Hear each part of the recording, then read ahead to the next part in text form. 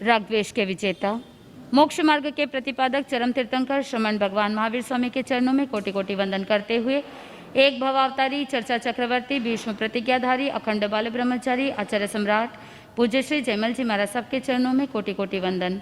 जय गच्छाधिपति, व्याख्यान वाचस्पति, उग्र विहारी, वचन सिद्ध साधक, 12वें पटधर, आचार्य प्रभु श्री पार्श्वचंद्र जी महाराज साहब, मेरे अनंत आस्था के आयाम, मम जीवन उद्धारक परम पूज्य गुरुदेव डॉक्टर श्री पदम चंद्र जी महाराज साहब के चरणों में कोटि कोटि वंदन करते हुए सभी गुरु भगवंतों के चरणों में वंदन करते हैं।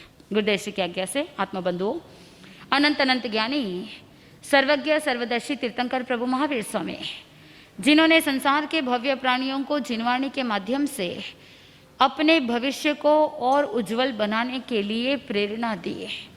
आत्मबंधुओं, संसार में ऐसा कौन इंसान है जो अपना उज्जवल अच्छा भविष्य नहीं चाहता हो? सभी चाहते हैं कि उनका भविष्य अच्छा हो, सभी चाहते हैं।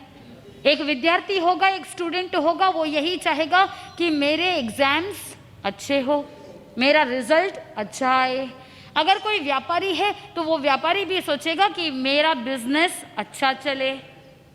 और अगर कोई माता पिता हो तो वो मन में यही सोचेंगे कि मेरे बच्चे अच्छे संस्कारवान बने, आज्ञाकारी बने और मेरे बच्चे अच्छे से सेटल हो जाए।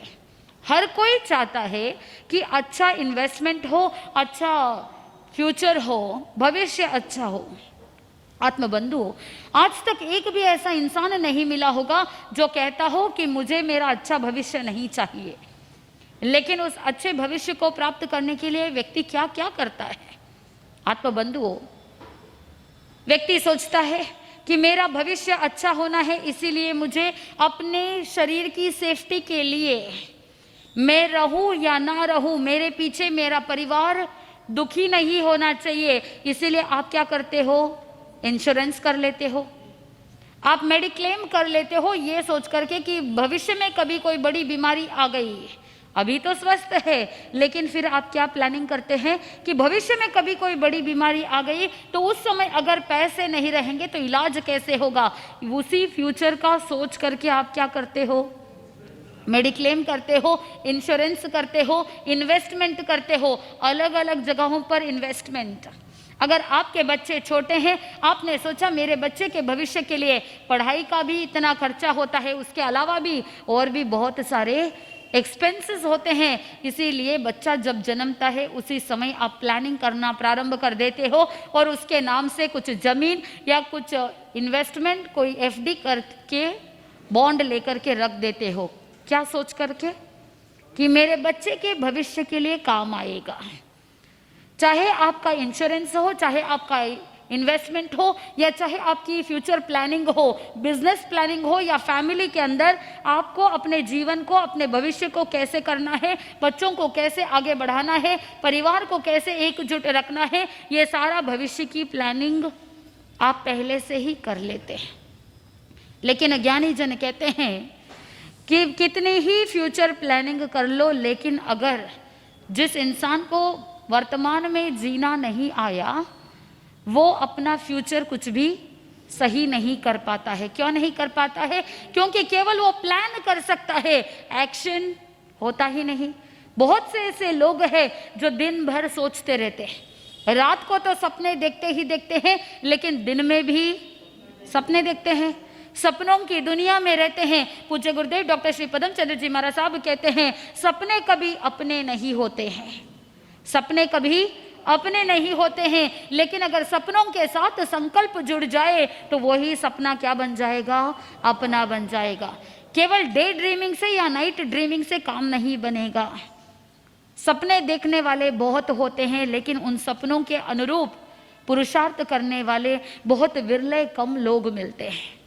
आत्मबंधु, आप अपने भविष्य के लिए कितनी मेहनत करते हैं, जी तोड़ लगा देते हैं, लेकिन साथ में ज्ञानी जन ने कहा, मैं आपसे पूछना चाहूंगी कि आपका भविष्य निर्माण करने वाला कौन?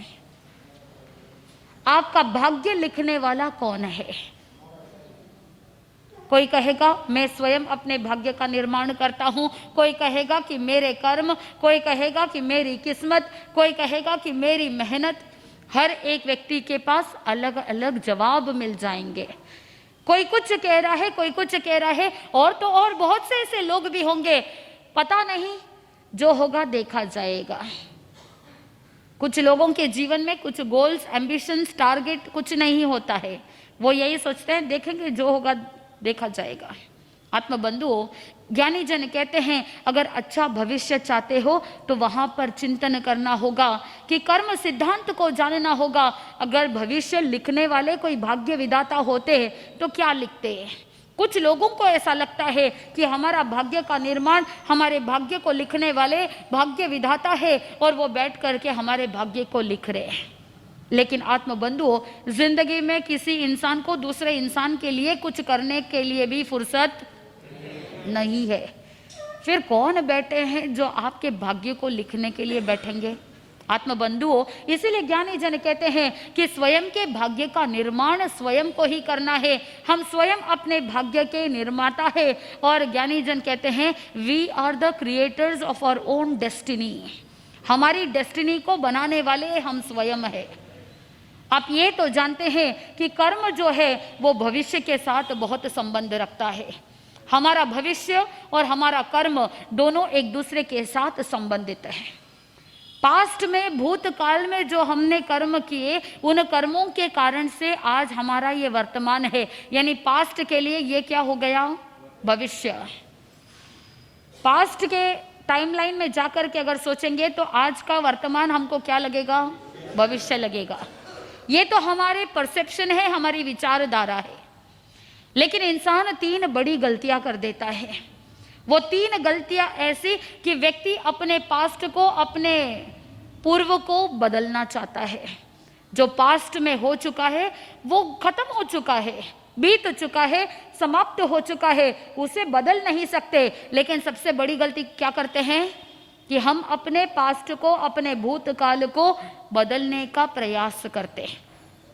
सारी एनर्जी वेस्ट।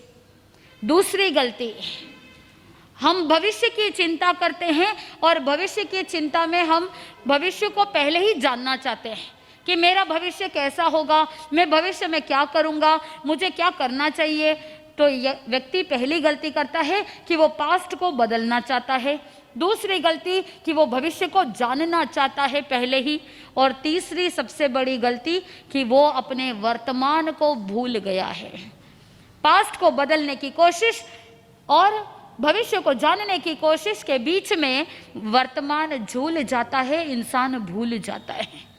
और जिस इंसान का वर्तमान भूल जाता है, जो इंसान अपने वर्तमान को ध्यान में नहीं रखता, उसका आगे का भविष्य कैसा होगा? स्वयं चिंतन कीजिए।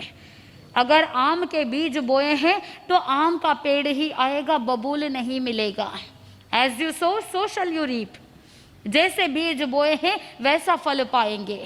एक जमाना था, उस समय कहा जाता था कि अगर बेटा आम के बीज बोता है तो पोता परपोता क्या करेगा? उसका फल खाएगा। लेकिन आज टेक्नोलॉजी इतनी बढ़ गई है, आज संसार में सब कुछ इतना फास्ट पेस में चल रहा है कि वहां पर स्वयं ही बो और स्वयं ही खाओ। लेकिन कुछ लोगों के मन के अंदर ऐसी धारणा है, समय से पहले और भाग्य से अधिक। बोल तो दीजिए, किसी को कुछ नहीं मिलता, ये आप कह रहे हैं। समय से पहले और भाग्य से अधिक कुछ नहीं मिलता। आत्मबंधुओं, आपसे मैं पुनः प्रश्न करना चाहूंगी कि आप भगवान महावीर स्वामी के फॉलोअर्स हैं या गौशालक के फॉलोअर्स हैं? जोर से बोलिए। भगवान महावीर स्वामी के फॉलोअर्स हैं। लेकिन बात कैसी कर रहे हैं? गौशालक के जैसी। एक बार हुआ ऐसा कि भगवान महावीर स्वामी विचरण कर रहे थे और भगवान विचरण करते करते एक जंगल के अंदर, जहां पर बहुत सारी झाड़ियां है, लेकिन इससे पहले गौशालक को भगवान महावीर स्वामी के साथ का अनुभव था। एक बार भगवान महावीर स्वामी को गौशालक ने जिज्ञासापूर्ण पूछा कि भगवान आज मुझे भोजन में क्या मिलेगा? भगवान तो अंतर्यामी थे, मनोपर्यज्ञानी थे, अभी छद्मस्त अवस्था थी। और उस समय भगवान ने कहा कि आज तुम्हें भोजन में बासी भात मिलने वाला है। क्या मिलने वाला है? बासी भात। गौशालक के मन में विचार आया कि भगवान महावीर स्वामी को तो बड़े अच्छे अच्छे व्यंजन मिलते हैं और मुझे केवल बासी भात और एक खोटा सिक्का। गोशालक को हजम नहीं हुई बात है। गया भोजन के लिए, जैसे भगवान महावीर स्वामी भिक्षा के लिए गए, फिर इसका भी जब आहार का समय हुआ वो भी भिक्षा के लिए गया, और जैसे ही गया तो कोई बासी भात ला करके देता है, कोई खोटा सिक्का ला करके देता है, तो भयंकर क्रोध आ जाता है। अरे मुझे कौन बासी भात दे रहा है? तुम जानते नहीं हो कि मेरे गुरु कौन है, तुम जानते नहीं हो कि वो कितने प्रभावशाली है। और उसी गुस्से में, क्रोध में आकर के गोशालक कहता है कि अगर मेरे गुरु की तपस्या का फल हो और अगर मेरे गुरु की साधना बराबर हो, सम्यक हो, तो ये हवेली क्या हो जाए, ये घर क्या हो जाए, जल जाए। आत्मबंधु कहते हैं कि उस समय वो घर जल गया था। तो उस समय वो गोशालक सोचता है कि मेरे गुरु बड़े प्रभावशाली है, लेकिन हर बार जब भी वो कुछ भी पूछता तो वो सत्य हो जाता। तो मन में एक धारणा बैठ गई, मैं चाहे कितना भी कुछ भी करूं, लेकिन होता वही है जो भगवान महावीर स्वामी कह रहे हैं, होता वही है जो होना होता है। उस समय उसने सोचा कि समय से पहले और भाग्य से अधिक कुछ नहीं मिलता। ऐसे ही विचरण करते करते जब जंगलों के अंदर जा रहे थे, भगवान महावीर स्वामी की बात को झुटलाने के लिए बहुत पुरुषार्थ करता था, लेकिन वो पुरुषार्थ सम्यक पुरुषार्थ नहीं, असत्य पुरुषार्थ है। एक होता है सत्य पुरुषार्थ, यानी आत्मा के हित के लिए जो पुरुषार्थ किया जाता है वो है सत्य पुरुषार्थ। और जो आत्मा के हित में नहीं है, जो केवल बाहरी दुनिया के लिए है और केवल नेगेटिविटी के लिए है, उसे कहा जाता है असत्य पुरुषार्थ। आत्मबंधुओं, मेहनत तो गाय घोड़े वगैरह सब पशु भी करते हैं, लेकिन वो मोक्ष दिलाने वाला है क्या? नहीं दिलाने वाला है, वो असत्य पुरुषार्थ है। लेकिन अगर आप सामायिक करते हैं, पोषद करते हैं, गुरु भगवंतों को वंदन कर रहे हैं, स्तुति भक्ति कर रहे हैं, आराधना कर रहे हैं, साधना कर रहे हैं, कौन सा पुरुषार्थ? सत्य पुरुषार्थ, सम्यक पुरुषार्थ। और यही सत्य सम्यक पुरुषार्थ आत्मा को मोक्ष की मंजिल तक ले जाएगा। अब वो गोशालक में मन में था कि कैसे भी करके मैं भगवान की वाणी को, उनकी बात को झुटलाऊं। तो जैसे ही उसने देखा कि वहां पर एक तिल का पौधा है, भगवान को प्रश्न किया कि भगवान, ये जो तिल का पौधा है, क्या ये पल्लवित होगा, पुष्पित होगा, ये अंकुरित होगा, इसमें फूल आएंगे, फल आएंगे क्या? पूछ लिया। भगवान महावीर स्वामी ने कहा कि यथा समय इस तिल के पौधे में फूल भी आएंगे, तिल के फल भी आएंगे, यथा समय पल्लवित और पुष्पित होगा। अब उसको तो अपने भगवान की बात को झुटलानी थी, भगवान महावीर स्वामी की बात को काटना था, इसीलिए उसने क्या किया, अपने चलने की गति को थोड़ी सी धीमी कर दी। जब गति धीमी हो जाती है तो वो पीछे रह जाएगा। उसको ये नहीं पता कि भगवान तो पहले से ही सब कुछ जानते हैं। हल्की सी मुस्कान लेके भगवान महावीर स्वामी तो आगे चल पड़े, पीछे पीछे वो गोशालक पीछे रह गया। और उसको लगा कि भगवान पीछे मुड़ करके तो देख नहीं रहे हैं, वो तो सामने देख करके आगे चले जा रहे हैं, तो मैं अपना कार्य कर दूं। तिल के पौधे को उखाड़ करके फेंक दिया। अब वो खुशी खुशी आगे जा रहा है, फिर तेज गति बढ़ाई और भगवान के साथ हो गया। लेकिन भगवान महावीर स्वामी तो जानते थे। और ऐसे ही विहार करते करते, परिभ्रमण करते करते कुछ समय बाद पुनः संयोग देखिए कि भगवान का वही रास्ता, और उसी रास्ते में जैसे ही आए तो गोशालक ने पुनः प्रश्न किया कि भगवान, हम पिछली बार जब यहाँ आए थे उस समय एक तिल का पौधा था, आपने कहा था कि ये तिल का पौधा पल्लवित और पुष्पित होगा, इसमें फूल आएंगे, इसमें तिल भी आएंगे। भगवान वो पौधा कहाँ है? बड़ा खुश हो रहा था। लेकिन उस समय भगवान ने इशारा करके बताया कि देखो, वो रहा तिल का पौधा जिसमें फूल भी है और फल भी है। मैंने तुमको कहा था कि यथा समय, समय की अनुकूलता के अनुसार इसमें फूल भी आएंगे और फल भी आएंगे। बात समझ में नहीं आई, ऐसा कैसे? उस समय भगवान ने सारी बात बताई।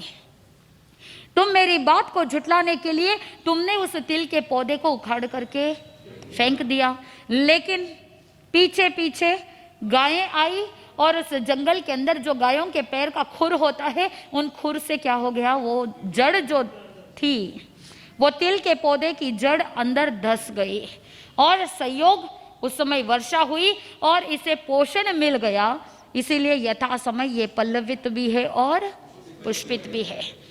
उसने मन के अंदर धारणा बना ली, ऐसी धारणा बना ली कि भाग्य से अधिक और समय से पहले कुछ भी नहीं मिलता, और उसी को लोगों ने क्या किया, आगे से आगे ट्रांसफर करते चले गए। अगली बार अगर आप कहोगे कि समय से पहले भाग्य से अधिक कुछ नहीं मिलता, तो चिंतन कीजिए कि पहले ऑफ सीजन में कोई फ्रूट्स नहीं मिलते, लेकिन अब समय से पहले क्या मिल रहे हैं? बोल तो दीजिए, मिलते हैं कि नहीं मिलते हैं? मिलते हैं। टेक्नोलॉजी इतनी बढ़ गई है कि आज समय से पहले ही सारी चीजें मिल सकती है।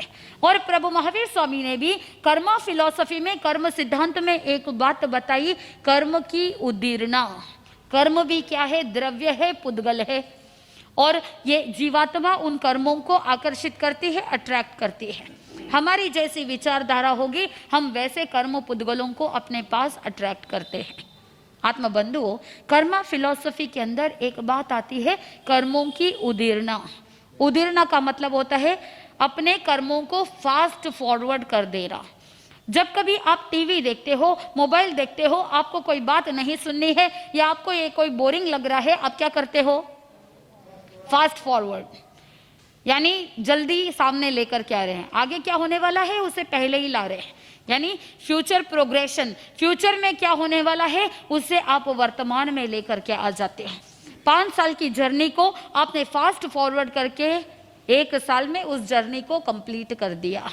आत्मबंधुओं, ठीक वैसे ही कर्म फिलॉसफी के अंदर भी, कर्म सिद्धांत में एक शब्द है उदीर्णा। उदीर्णा का मतलब है कर्मों को क्या करना है? Fast forward. कोई असाता वेदनीय कर्म जो रोग के कारण से बीमारी के रूप में आने वाली थी, लेकिन आपने क्या किया? गुरु भगवंतों के साथ में, उनके सानिध्य में रह करके उनके साथ विहार किया, विहार सेवा की, गोचरी सेवा की, और साथ में लोच आदि के लिए साधक तत्पर बन गया। साधक पंचमुष्टि लोच करता है, जिससे वेदनीय कर्म की उदीर्णा हो जाती है, यानी कर्मों को हमने क्या किया है? Fast forward. बाद में आना था लेकिन पहले बुला लिया। घर में गेस्ट भी बाद में आने वाले थे, आपने फोन करके कहा बाद में तो मैं बहुत बिजी हूं, बाद में बहुत सारे काम आने वाले हैं, इसीलिए आप क्या करो? पहले आ जाओ। वैसे ही आप अपने कर्मा रूपी गेस्ट को भी क्या करते हैं? आप पहले बुला रहे हैं। क्या कर्मा आपके फ्यूचर को लिख रहा है? कर्म का संबंध फ्यूचर के साथ तो जरूर है, लेकिन इसका मतलब ये नहीं कि हम भाग्यवादी बन जाए। वैसे भी कर्म उदय में आने वाले ही है, जैसे कर्म आने वाले हैं वैसे हमको भोगना ही पड़ेगा। फिर पुरुषार्थ करने का क्या मतलब है? पुरुषार्थ करना चाहिए, नहीं करना चाहिए? अगर कोई सोचे मेरे एग्जाम में मार्क्स अच्छे आते ही नहीं है, मुझसे याद होता ही नहीं है, तो क्या वो पढ़ाई करेगा? नहीं करेगा। अगर केवल भाग्य के ऊपर डिपेंड करे कि मेरी किस्मत अच्छी होगी तो मेरे एग्जाम्स अच्छे होंगे, तो वो गलत फहमी हो जाएगी। कोई अगर सोचे आपके सामने भोजन की थाली परोसी हुई है, षड्रस युक्त व्यंजन है और 56 भोग सामने परोसे हुए हैं, और आप हाथ पे हाथ धर करके बैठ जाए कि मेरी किस्मत अच्छी होगी तो मेरा पेट भर जाएगा, क्या पॉसिबल है? नहीं है। क्या करना पड़ेगा? पुरुषार्थ करना पड़ेगा। वो पुरुषार्थ कौन सा? कि आपको अपने हाथों से कौर उठाना पड़ेगा और खाना पड़ेगा। लेकिन अगर कोई आलस कर दे, सोचे कि कौन मेहनत करे, कोई खिलाने वाला मिल जाए तो सबसे बढ़िया। तो अगर आपको पुरुषार्थ नहीं करना है, आपको मेहनत नहीं करनी है, आपको एफर्ट्स नहीं डालने हैं, हो सकता है आपके परिवार वाले आपको खाना खिला भी दे, लेकिन फिर भी पचाना किसको पड़ेगा? स्वयं को। मुंह में डाल देंगे लेकिन चबाना तो आपको पड़ेगा। फिर अगर कोई आलस कर दे, अरे चबाने की मेहनत कौन करे, तो आपकी मम्मी आपको क्या कर सकती है? उसको पूरा ग्राइंड करके, चबाने की जरूरत नहीं। तो आपने पहला स्टेप टाल दिया, सेकेंड स्टेप टाल दिया, खिलाने वाले कोई मिल गए, चबाने की जरूरत नहीं है, सीधा नीचे उतार लिया। इतना करने के बावजूद मेहनत तो करनी पड़ेगी, डाइजेस्टिव सिस्टम को मेहनत करनी पड़ेगी, पाचन तंत्र को मेहनत करनी पड़ेगी, आपके ब्रेन को भी मेहनत करनी पड़ेगी। आपका ब्रेन अगर सिग्नल नहीं देगा तो आपका खाया हुआ खाना डाइजेस्ट नहीं होगा, तो पूरे बॉडी के सिस्टम्स को काम करना पड़ेगा। तो इसीलिए ज्ञानी जन कहते हैं अगर सूक्ष्मता के साथ चिंतन किया जाए तो हमारी पूरी बॉडी के अंदर भी हर एक कार्य में पुरुषार्थ है, हर एक चीज में मेहनत है। आप सोचो कि हमारा ब्रेन कितनी मेहनत करता है। आप भले ही आलस करके बैठ जाओगे, सोचो जरा एक बार कि अगर ब्रेन आलस करके बैठ जाए तो आंखें बंद की बंद रह जाएगी, आंखें खुलेगी ही नहीं। क्योंकि अगर आंखों की पलकों को खुलना है तो वहां के जितने भी मांसपेशियां हैं, मसल्स हैं, उनको काम करना पड़ेगा। उनको काम करने के लिए ब्रेन को संदेश देना पड़ेगा। अगर हाथ को यहां से उठा करके यहां लाना है तब भी बहुत सारे सिस्टम्स को काम करने होंगे। तो पूरी बॉडी को अगर देखोगे तो पुरुषार्थ का जीता जागता जीवंत उदाहरण है। अगर पुरुषार्थ नहीं तो कुछ भी नहीं, फिर तो इंसान के जीवित रहे या मुर्दा बना रहे कोई अंतर नहीं रहेगा। इसीलिए साधक अगर जीवन जी रहा है, अगर आप जीवित है तो समझ लेना पुरुषार्थ है, इसीलिए जीवित है। और जिस दिन पुरुषार्थ समाप्त हो जाएगा उस दिन जीवन भी समाप्त हो जाएगा। इसीलिए अगर फ्यूचर को बनाना है तो आपके कर्मों को भी सही करना होगा। गोशालक ने मन में सोच लिया कि भाग्य से अधिक कुछ मिलने वाला नहीं, वो भाग्यवादी बन गया। आत्मबंधुओं, भाग्य को जैन दर्शन नकार नहीं रहा है। भाग्य तो है, भविष्य तो है, लेकिन साथ में वर्तमान का पुरुषार्थ भी है। इसीलिए आपको ये फ्यूचर शब्द आपको बोध दे रहा है। फ्यूचर आपको बड़ा अच्छा लगता है, फ्यूचर अच्छा चाहिए, भविष्य अच्छा चाहिए, तो थोड़ा सा फ्यूचर क्या संदेश दे रहा है ये भी तो जान लो। एफ कहता है फेथ इन पुरुषार्थ, यानी पुरुषार्थ में श्रद्धा रखो, पुरुषार्थ पर विश्वास रखो। अगर किसी बच्चे ने एग्जाम में पहली बार पास नहीं हुआ और अगर हाथ पे हाथ धरे बैठ जाए तो काम नहीं बनेगा, लेकिन उसके मन में विश्वास है, वो जान रहा है कि मुझसे कहाँ गलती हुई, उसको विश्वास है अपने मेहनत पर, और वो क्या करेगा, वो एनालाइज करेगा कि मुझसे कहाँ गलती हुई। अगर एक बार बिजनेस फेल हो जाए तो वो व्यक्ति अगर विश्वास रखता है अपनी मेहनत पर तो वो टंटोलेगा कि मुझसे कहाँ गलती हुई, मेरे पार्टनर्स की कोई गलती है क्या, मेरी गलती है, ये क्या है, मेरे कम्युनिकेशन में प्रॉब्लम है क्या, जो मार्केटिंग चल रहा है, जो मैंने मेरे बिजनेस की मार्केटिंग की, मैंने मेरे बिजनेस को जैसे आगे बढ़ाया, क्या वो सम्यक है, क्या सही रूप से है, विनय और विवेक के साथ है, नैतिकता प्रामाणिकता के साथ है, क्या मैंने अपने बिजनेस में जितने भी लोगों की जिम्मेदारी है, जो टीम वर्क है, क्या मैंने अपने टीम को बराबर आगे बढ़ाया, नहीं बढ़ाया। व्यक्ति अगर सफल होता है तो अकेला नहीं होता है, उसके साथ उसकी पूरी टीम होती है, और जो व्यक्ति टीम वर्क पर विश्वास करता है वो ही सफलता को प्राप्त करता है। इसीलिए एफ कहता है कि अगर आपको अपना फ्यूचर अच्छा बनाना है तो अपने पुरुषार्थ पर विश्वास रखो, फेथ इन योर पुरुषार्थ, फेथ इन योर एफर्ट्स। आत्मबंधुओं, कर्म हमें परिस्थिति दे सकता है लेकिन पुरुषार्थ हमें दिशा देता है। आदिनाथ भगवान दीक्षा लेने से पहले आप सबको पता है 80-80 कृषि का ज्ञान दिया, और एक बार किसानों ने जिस समय आकर के भगवान ऋषभदेव यानी आदिनाथ को दीक्षा से पूर्व जब राजकुमार थे, आकर के पूछा कि राजन, आपने बताया 80-80 कृषि आदि का पूरा विधान बताया, लेकिन खेत के अंदर जो बैल है, गायें हैं, वो पूरा फसल खा रही है, क्या करे। वो तो सहज में हित दृष्टि से ही उन्होंने क्या किया, कहा कि अगर बैल खेती में फसल में मुंह डाल रही है तो मुंह पे क्या बांध दो, छीका बांध दो, फिर फसल को खाएगी नहीं, फसल का नुकसान नहीं होगा। बुरा इंटेंशन नहीं था, हित की भावना थी, किसानों को हेल्प करना चाहते थे, लेकिन उन गायों को, उन बैलों को अंतराय पड़ गई है। चीका बांधने के लिए तो कह दिया, लेकिन कितनी देर तक बांध करके रखना, कितनी देर के बाद खोल देना, ये सारी बात बताई नहीं। रिजु थे, सरल थे लोग, लेकिन जड़ थे, नहीं समझ पाए कि छीका बांधा है तो खोलना भी पड़ेगा। लंबे समय तक, कितनी देर तक, कितने, कोई बोल रहे हैं 12, कोई बोल रहे हैं 13, कोई बात नहीं, आप 12 बोलो 13 बोलो, जो भी है। आत्मबंधुओं, जितने घड़ी का भी अगर अंतराई पड़ी उतने टाइम पीरियड तक उन्होंने आहार नहीं लिया, वो बेले भूखी रही, प्यासी रही, अंतराय कर्म बंध गए। और जिस समय वो कर्म बंधे हैं, फिर जब भगवान ने दीक्षा ली उसके बाद आहार मिला नहीं। 13 महीने 10 दिन तक भोजन नहीं मिला, आहार नहीं मिला। लेकिन ये कर्म के कारण से परिस्थिति उत्पन्न हो गई। क्या भगवान ऋषभ देव ने अपना पुरुषार्थ छोड़ दिया? नहीं छोड़ा। कहा जाता है कि आदिनाथ भगवान प्रतिदिन आहार के लिए, भिक्षाचर्या के लिए जाते, प्रतिदिन पुरुषार्थ करते। उनको पता था कि उनका अंतराय कर्म कितना लंबा है, लेकिन फिर भी जन जन को बोध देने के लिए प्रतिदिन भिक्षाचर्या के लिए जाते, प्रतिदिन पुरुषार्थ करते, गवेषणा करते। लेकिन आत्मबंधु, आपको पता है कि जब तक केवल ज्ञान नहीं होता तब तक वो किसी को कुछ बोलते नहीं, और दान देने की प्रथा भी कोई जानता नहीं।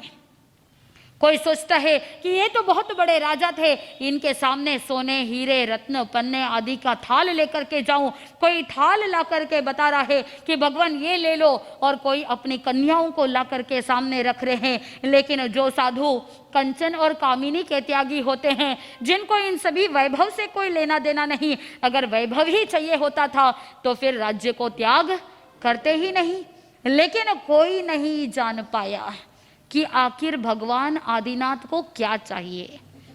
ये कोई नहीं जान पाया कि इतने बड़े राजा जिन्होंने संयम अंगीकार किया, उनको क्या चाहिए? आहार चाहिए। किसी ने कल्पना भी नहीं की।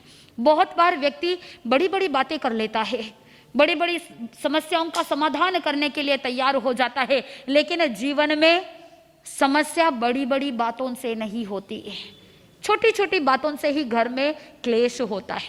बड़ी बातें तो आई गई कर देते हैं, और भविष्य का अगर निर्माण करना है तो बड़ी बड़े डिसीजंस के लिए नहीं, छोटी छोटी बातों को ध्यान में रखें, तब भी आपका भविष्य अच्छा बन सकता है।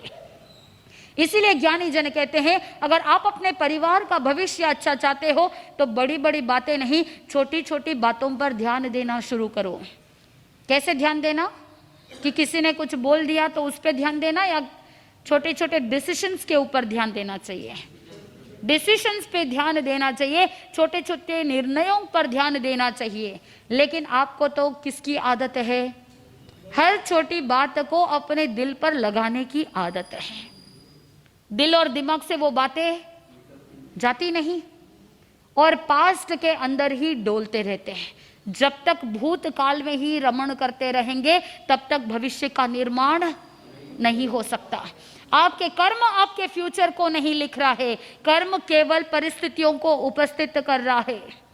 जो बीज बोया है उसका फल दे रहा है, फल विपाक मिल रहा है, कर्मों का विपाक मिल रहा है। लेकिन उसका परिवर्तन कौन कर सकता है? आप स्वयं कर सकते हैं। उन परिस्थितियों को बदल करके आप अपने जीवन की दिशा को बदल सकते हैं। इसीलिए एफ कहता है फेथ इन पुरुषार्थ। जैसे आदिनाथ भगवान ने जन जन को पुरुषार्थ का संदेश दिया। यू का मतलब होता है अंडरस्टैंड द कर्मास, यानी अपने कर्मों को समझो कि कौन से कर्म उदय के अंदर आ रहे हैं, किन कर्मों के कारण से मुझे जीवन में ये अड़चन आ रही है। बस रैंडमली मत बोलो कि मेरी ऐसी किस्मत है, मेरे ही किस्मत खराब है। बहुत बार आप अपने मुंह से बोलते हो, नेगेटिव बोलते हो कि मेरी किस्मत ही खराब है, मेरा भाग्य ही ऐसा है, मेरे किस्मत में ये सारी चीजें लिखी नहीं है। अरे आपकी किस्मत लिखने वाला कौन है? स्वयं ही है। आप स्वयं के कर्मों को समझो कि अगर किसी को बाधा दी है तो आज अड़चनें आ रही है तो मुझे अपनी अड़चनों को दूर करना है, तो पुरुषार्थ करो। जहां पर समस्या है वहीं पर समाधान है।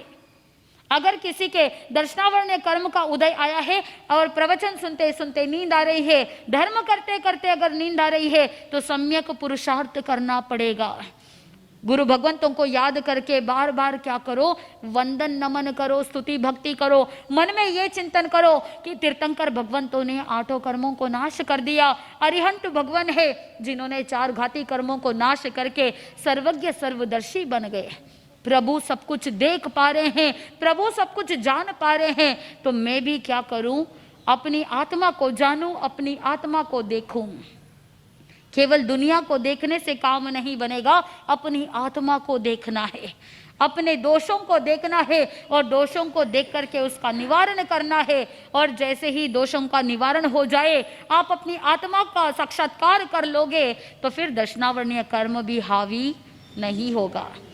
जो दर्शनी है, जो गुरु भगवंत है, जो ज्ञानी भगवंत है, उनकी सेवा करो, उनकी भक्ति करो, उनके निकट रहो, उनसे ज्ञान की बातें सुनो, सीखो। और परमार्थ को जानता है, उसकी सेवा भक्ति करने से, उनके निकट रहने से आपके कर्म भी क्या हो सकते हैं, दूर हो सकते हैं। आत्मबंधु, इसीलिए ज्ञानी जन कहते हैं अपने कर्मों को समझो। दूसरों को समझने के अंदर पूरी जिंदगी बिता देते हैं। और साथ में आप हमेशा अपना एक सेंटेंस बोल दोगे कि मुझे तो कोई भी समझता ही, बोल तो दीजिए, आपकी ही बात है। आप कहोगे मुझे तो कोई समझता ही नहीं है, मेरी फीलिंग्स को कौन समझता ही नहीं है। थोड़ा सा चिंतन कीजिए, अगर आपने अपने आप को समझ लिया होता तो दुनिया भी आपको समझ जाती। तो उस समय पॉजिटिव ये सोचो कि मैंने अभी तक अपने आप को ही नहीं समझा है, आखिर मैं चाहता क्या हूं, आखिर मैं करना क्या चाहता हूं, मेरी जिंदगी से मैं क्या लेना चाहता हूं। जिस दिन मैं अपने आप को समझ जाऊंगा, दुनिया भी समझ में आ जाएगी।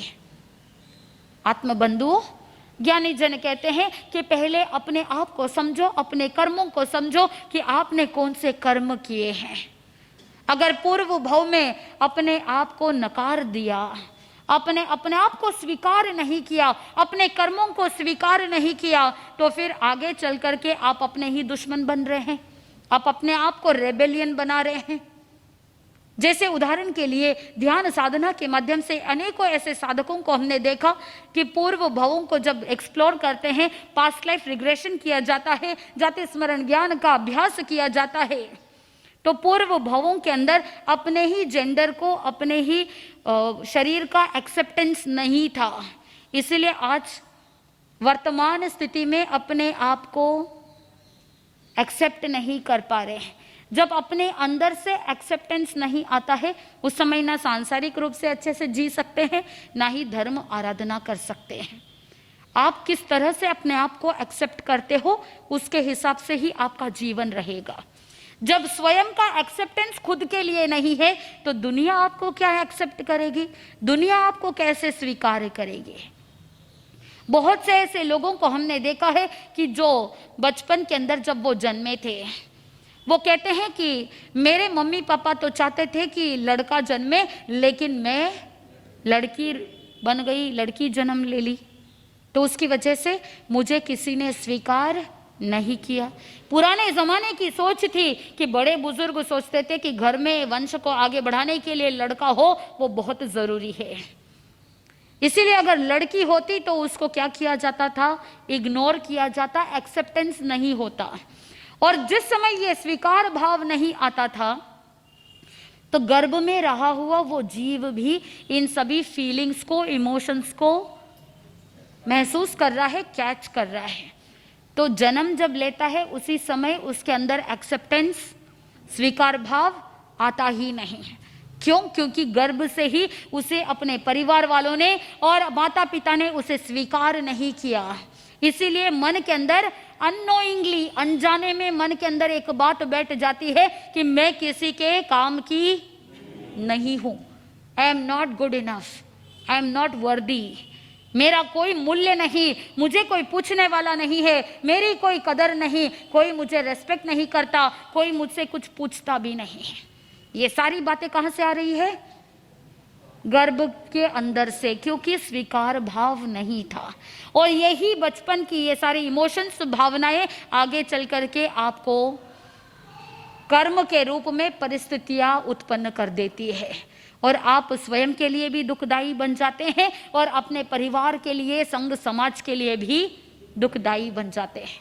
क्योंकि जब किसी को घाव होता है तो वो घाव बार बार खुरेदने से पुनः वो नासुर बन जाता है, वो घाव खराब हो जाता है, बार बार घाव सरफेस हो जाता है। बहुत बार लोगों को पता नहीं होता है कि वो आपके ही इमोशंस के ट्रिगर पॉइंट को दबा रहे हैं, नहीं पता, लेकिन वो ट्रिगर दब जाता है। और जैसे ही ट्रिगर बटन दबा, आप उछल जाते हो, कषायों में चले जाते हो। इसीलिए ज्ञानी जन कहते हैं अपने कर्मों को समझो, अपने आप को समझो, दुनिया को समझने की कोशिश मत करो। पहले खुद को जानो, खुद को पहचानो, खुद के कर्मों को जानो कि मैंने कौन से ऐसे कर्म किए हैं जिसकी वजह से मुझे ये परिस्थितियां देखने को मिल रही है। एफ का मतलब है फेथ इन पुरुषार्थ, यू का मतलब है अंडरस्टैंड योर कर्मास, अपने कर्मों को समझो। टी का मतलब होता है ट्रांसफॉर्म योर थॉट्स, अपने विचारों को क्या कर दो, बदल दो। जब आपके विचार बदल जाएंगे, जब आपके भाव बदल जाएंगे, आपका जीवन भी परिवर्तित हो जाएगा, आपका भविष्य भी अच्छा होता जाएगा। आत्मबंधुओं, थॉमस अल्वा एडिसन जब स्कूल में थे, छोटे से बालक, मंद बुद्धि, बहुत अच्छे से जो टीचर पढ़ाती थी वो समझ नहीं पा रहे थे, मैथमेटिक्स में प्रॉब्लम भी सॉल्व नहीं कर पा रहे थे, बहुत ज़्यादा मंद बुद्धि। टीचर परेशान हो गई, माँ को बुलाया और एक चिट्ठी दे दी। उसमें लिखा हुआ था कि आपका बच्चा मंद बुद्धि है, इसीलिए इस स्कूल में, इस क्लास में उसको जगह नहीं है, ही इज डिसमिस्ड। बच्चे को लेकर के माँ आ गई, मन में दुख हो रहा है, लेकिन वो माँ सोच रही थी कि अगर मैं अपने बेटे को कुछ भी कहूंगी तो उसका भविष्य खराब हो जाएगा। कोई भी माँ अपने बेटे के भविष्य को उजाड़ नहीं सकती। वो बेटा पूछता है कि माँ, टीचर ने चिट्ठी में क्या लिखी? तो उस समय वो माँ कहती है कि बेटा, टीचर ने लिखा है, बेटे को बताया नहीं कि उसमें मंद बुद्धि लिखा है। पर्ची खोली और माँ कहने लगी कि बेटा, तुम्हारे टीचर ने लिखा है कि आपका बेटा बहुत बुद्धिमान है और इसीलिए हमारे स्कूल की क्षमता नहीं कि आपके बेटे को पढ़ाया जा सके। इसीलिए बेटा, आज से तुम क्या करना, तुम घर पर पढ़ाई करना, मैं तुम्हें सारी पढ़ाई की सुख सुविधाएं दे दूंगी। आत्मबंधुओं, अगर माँ ने कहा होता कि तुम मंद बुद्धि हो, तुम किसी काम के नहीं हो, तो आज थॉमस अल्वा एडिसन ने जो बल्ब का आविष्कार किया, जो ग्रामोफोन आदि हजारों आविष्कार किए, क्या वो हो सकता था? नहीं। जिसको मंद बुद्धि कहा वो ही एक दिन वैज्ञानिक बन गया, वो ही एक बहुत बड़ा मैथ्स और साइंस का एक्सपर्ट बन गया। आत्मबंधुओं, ठीक वैसे ही आप अपने बच्चों को किस तरह के भाव दे रहे हो, सोचो। कुछ बच्चों को कहेंगे कि देखो दूसरे बच्चे सब कितना आगे निकल गए, सामयिक सूत्र कंप्लीट हो गया, प्रतिक्रमण भी हो गया, अभी तक तुम किस में बैठे हो? बोल तो दीजिए, अभी तक तुम सामयिक सूत्र में हो, अभी तक इच्छाकरण में लेकर के बैठे हो। आगे बढ़ेंगे? बढ़ेंगे क्या? नहीं बढ़ेंगे। फिर और इसके उपरांत स्कूल में भी देखो, फलाना फलाना का बेटा फर्स्ट रैंक लेकर के आ रहा है, A+, A ग्रेड। तुम क्या कर रहे हो? पढ़ाई कर पाएगा? नहीं कर पाएगा। आगे बढ़ने की इच्छा हो तो भी नहीं कर पाएगा, क्योंकि आपकी ही बातें उसे रोक रही है। और अगर आप अपना भविष्य उज्जवल बनाना चाहते हो तो अपने थॉट्स को, अपने विचारों को क्या कर दो, बदल दो। जैसे उस माँ ने अपने विचारों को बदल दिया, जैसी भाव दशा वैसी भव दशा। भाव परिवर्तित होते ही आपके भाव भी बदल जाएंगे।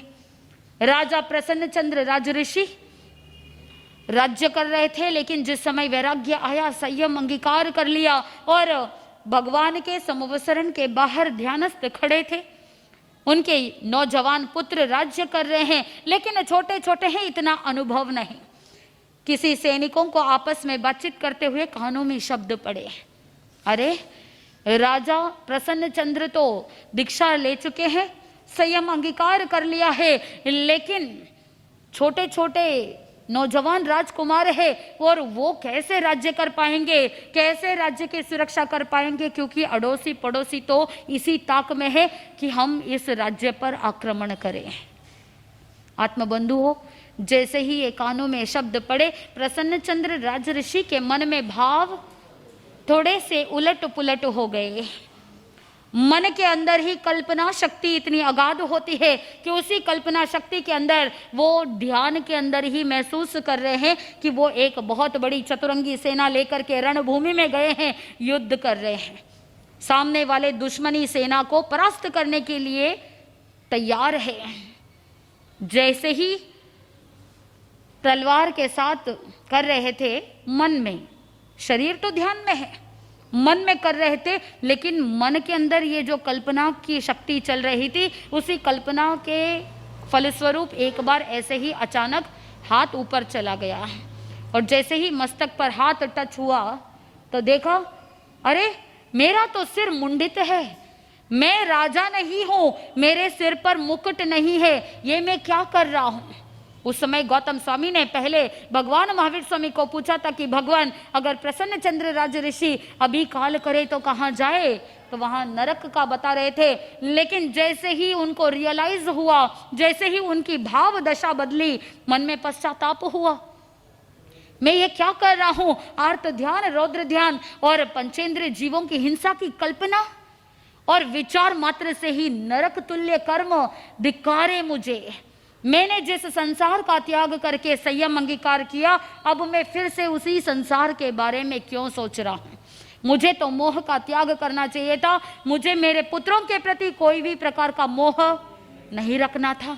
ये मैं क्या कर रहा हूं। भावों की श्रेणी बढ़ी, आगे बढ़े, गुणस्थान की श्रेणी भी बढ़ी और जैसे जैसे गौतम स्वामी पूछते गए, वो नरक से फिर आगे बढ़ते बढ़ते प्रथम देवलोक, दूसरे देवलोक, तीसरे देवलोक, ऐसे करते करते आत्मबंधुओं, ज्ञानी जन कहते हैं कि जैसे जैसे भावनाएं उत्पन्न हो रही थी, वही आगे धर्म ध्यान से शुक्ल ध्यान, इतना विशिष्ट ज्ञान हो गया कि केवल ज्ञान और केवल दर्शन की प्राप्ति हो गई है।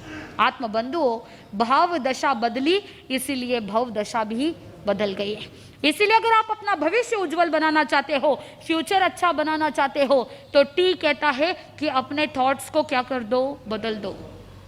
ट्रांसफॉर्म योर थॉट्स, FUT, उसके बाद फिर से यू कहता है उपयोग इन प्रेजेंट, यानी अपने वर्तमान में अपना उपयोग लगाओ।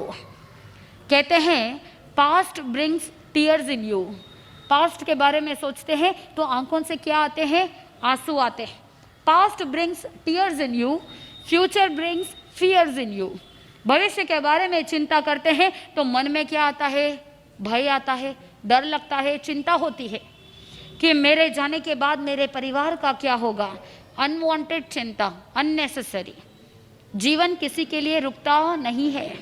एक बार चेन्नई के अंदर एक श्रावक जी गुरुदेव के पास आए और गुरुदेव को कहने लगे कि गुरुदेव मेरी बहुत सारी दवाइयाँ चल रही है, एंग्जाइटी, डिप्रेशन है। और गुरुदेव ने पूछा कि भाई तुमको क्या डिप्रेशन है, तुमको क्या चिंता है।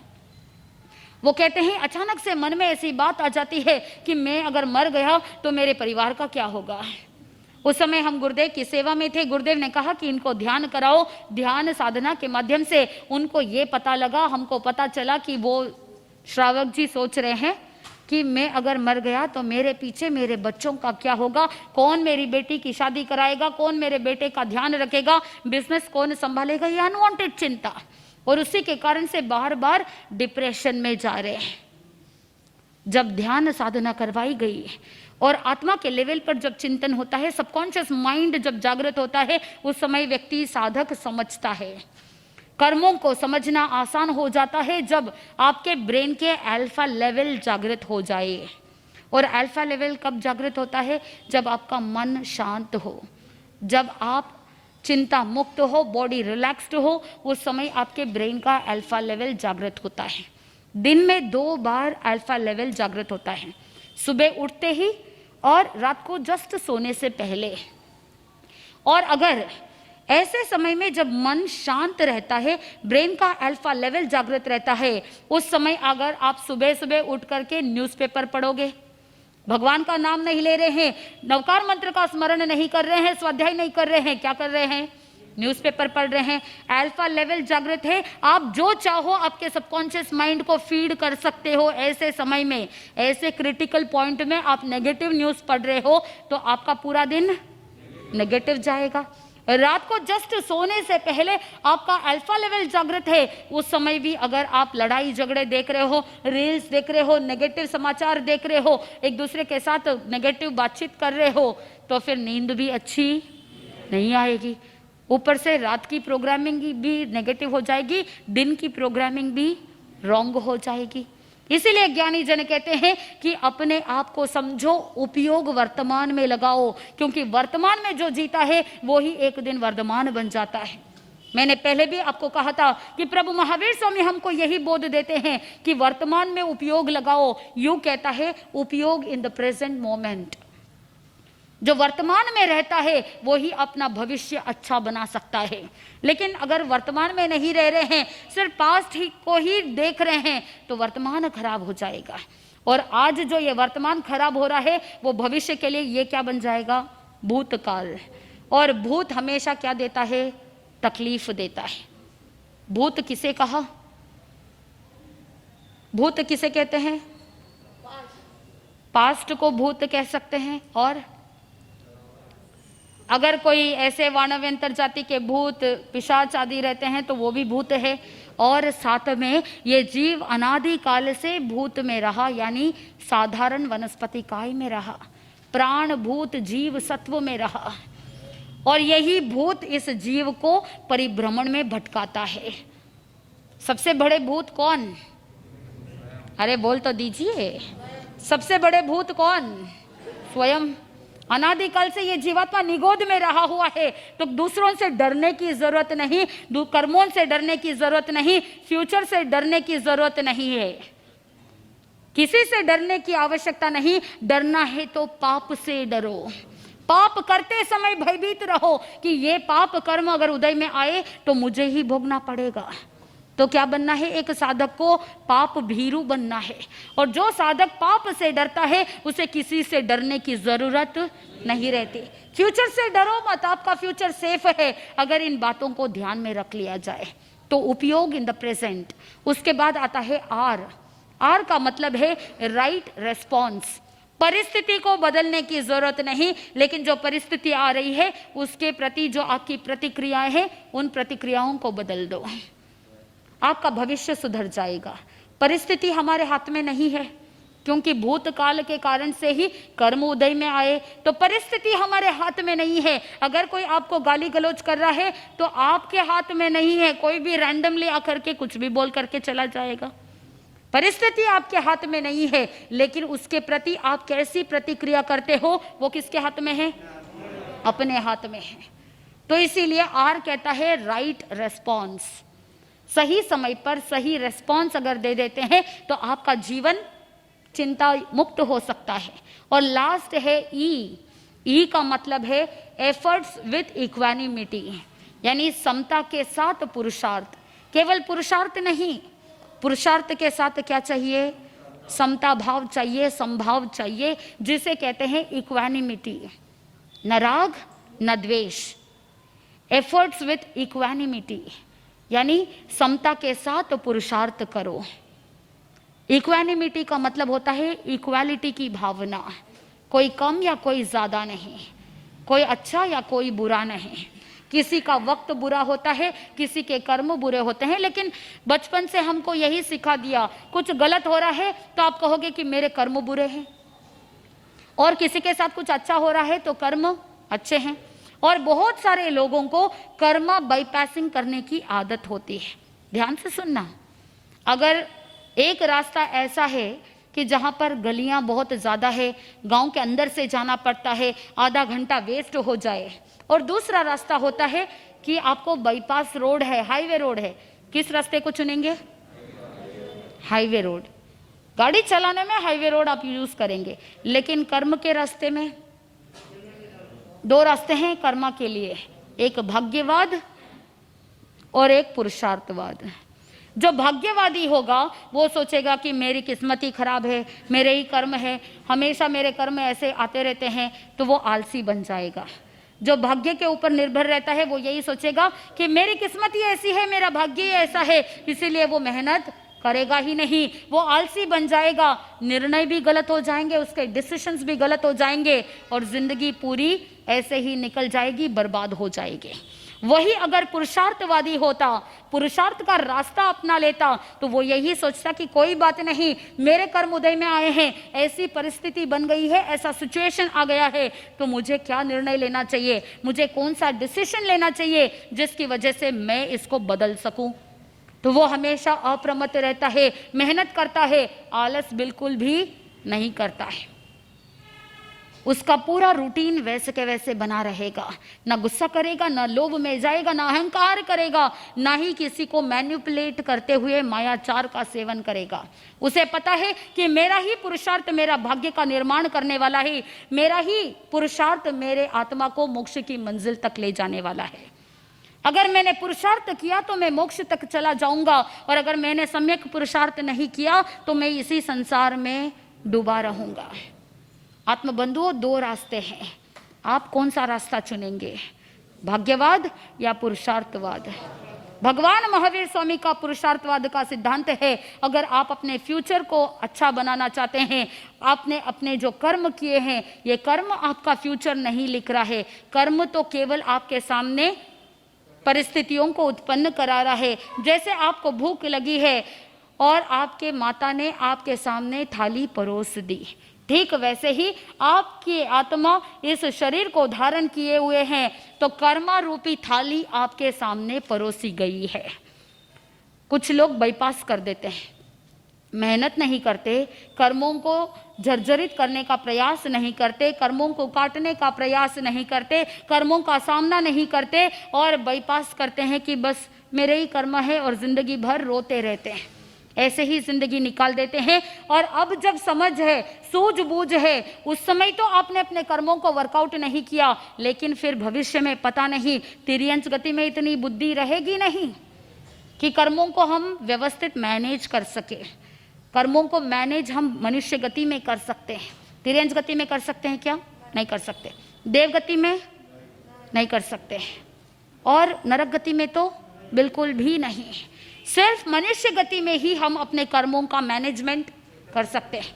सम्यक प्रकार से कर्मों को जान करके, समझ करके अगर मैनेज किया जाए, किन कर्मों की उदीर्णा होनी चाहिए, किन कर्मों को क्षय करना चाहिए, किन कर्मों को उदय में आने पर संभाव पूर्वक सहन करना चाहिए, और किन कर्मों को उदय में लाने की जरूरत बिल्कुल भी नहीं है, और किन कर्मों को जर्जरित करना है, किन कर्मों को क्षय करना है, किन कर्मों का क्षोभशम करना है, इन सब के बारे में आप क्या कर लोगे?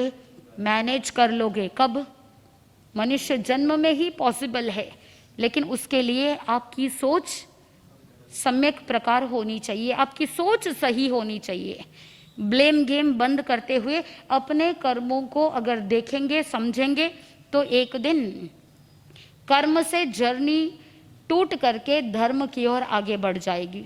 मात्र एक अक्षर का अंतर है, कर्म में क है और धर्म में ध है। तो मात्र एक कर्मों को जान करके पुरुषार्थ अगर कर लिया, तो इसी कर्म को हम धर्म में बदल सकते हैं। और जो साधक अपने भीतर से धर्म को प्रकट कर लेगा, वो कर्मों को क्षय कर लेगा, और जब कर्म क्षय हो जाए, भीतर से धर्म प्रकट हो जाए, अनंत ज्ञान, अनंत दर्शन, अनंत सुख और अनंत वीर्य अगर प्रकट हो जाए, तो आत्मा अपने मोक्ष रूपी मंजिल को प्राप्त कर सकती है, आनंद की अनुभूति हो सकती है। इन्हीं मंगल भावनाओं के साथ आनंद ही आनंद बोले श्री जैन धर्म की जय।